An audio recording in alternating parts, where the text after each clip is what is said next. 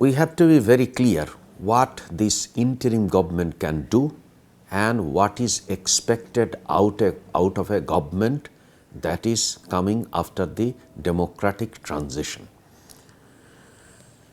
Most of the causes that for which the general masses and business and the government revenue are suffering are because of the structural reasons, and these requires medium term strategies in terms of medium term macroeconomic framework, medium term debt management, medium term planning, so that they could address the root cause, because there has been an income erosion because of the inflation.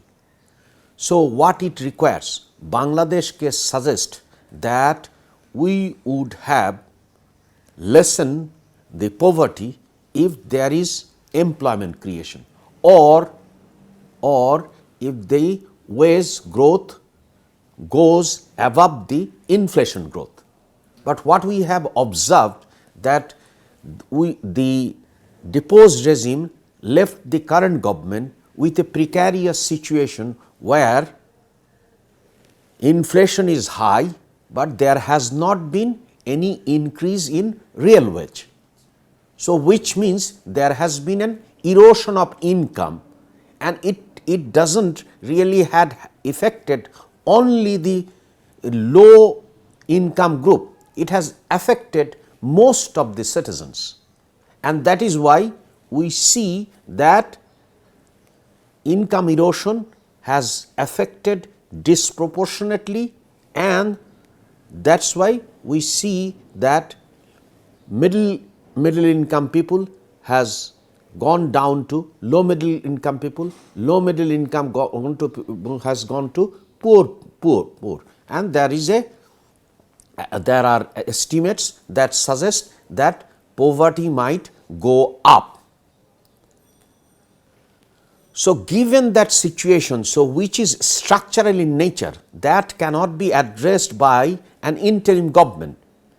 So what is required is employment creation, and employment creation can only happen if there is an increase in employment, and that employment could happen if there are investment. But if we look at the private sector credit growth, then we find that private sector is in wait and see state. They would like to see predictability so that the risk is mitigated. So, that is number one. So, secondly, private sector would also like to see that there are cost of production goes down, because inflation in Bangladesh, as we know, that it is supply side driven, which means that cost of production has went down, despite the fact that some of the items that we are importing from abroad, those prices have gone down, but that has not came down in Bangladesh. So, there is a problem.